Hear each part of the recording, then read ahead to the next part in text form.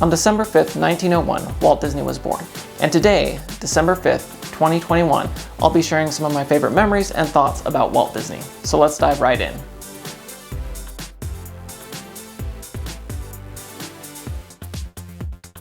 Hey there, my name is Eric D, and on this channel my hope is always to make your next Disney adventure a little bit more magical with tips and tricks, food reviews, and news. So as I always say, if you haven't already, consider subscribing to the channel. But today I am participating in a special collaboration video that Cinder Alley Loves Disney, one of my friends. She kind of led the way on this and asked several channels to participate. And so I will be answering several of the questions she sent talking about Walt Disney. So I have her questions right here, and we will start with the first one. She says, share a fun fact about Walt Disney, the man himself. And so one of the things that came to my mind was when Disneyland was going to open, he invited his little sister Ruth to come out. She didn't live in California, to come and visit so she could be there for opening day. But she did not like large crowds and she didn't like traveling. And so he said, okay, well, you can watch it on ABC. They're going to broadcast the thing live that day. And she said, I don't have a TV.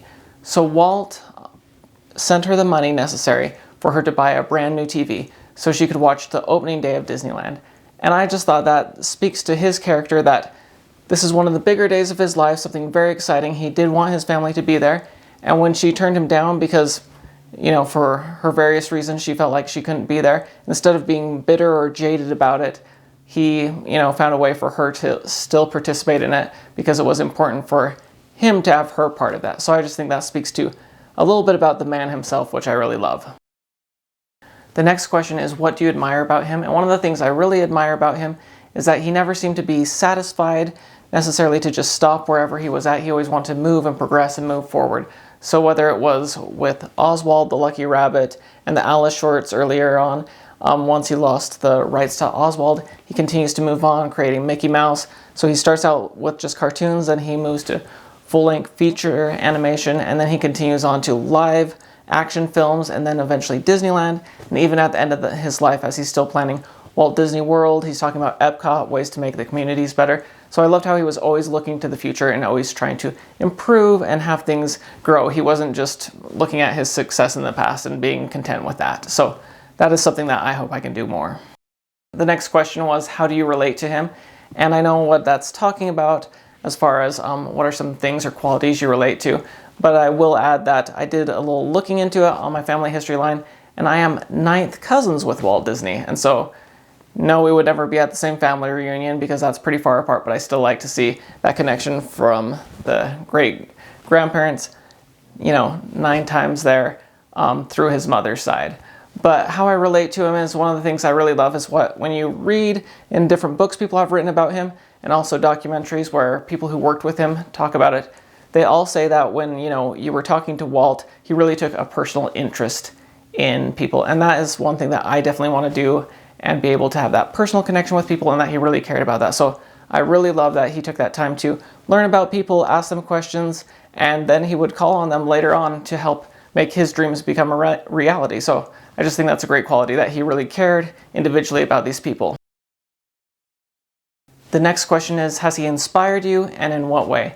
And I definitely think one of the inspirational things about him is just the example of when he did lose Oswald the Lucky Rabbit, when he lost the rights to that to the distributor, that he didn't just give up, he continued to move forward, and that's how we got Mickey Mouse. And so I just think it's a great example that when things don't work out initially, he will look for a way to make that happen. And you see that also with Disneyland, as far as the first park they proposed that would be near the studios, that those plans didn't necessarily work out and they start to grow. And so then you get Disneyland. So he was always making things happen, even when it didn't work out perfectly at first. He would go back and improve things. The next question is, do I have a favorite Walt Disney quote?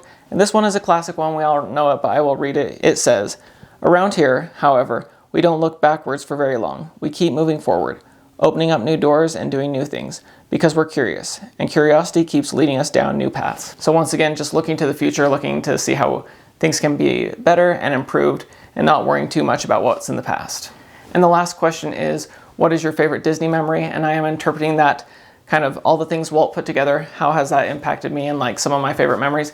And I definitely think the effort he put in to make Disneyland and what would eventually become other theme parks has led to a lot of great time with my family, friends, whether it's in Disneyland, Walt Disney World, on a cruise ship, Broadway in New York City. So many fun memories, fun times. So definitely my life has been impacted by it, and so many good times I've had with friends and family that all started because Walt was willing to pursue his dreams and make those a reality. So I'm very grateful that Walt Disney was born and put in that effort to make his dreams become a reality. So that is my answers to the questions. In the link below, you can find other videos that are in this series of other people participating with Cinder Alley on this. So definitely go and check out those channels. Highly recommend it. But thank you so much for watching. Hopefully you enjoyed this video. If you did, give a like. And normally I am talking more about food reviews, park reviews, Disney news and stuff like that. So as I said before, consider subscribing if you haven't already. But thanks so much for watching, and we'll see y'all again real soon. Bye.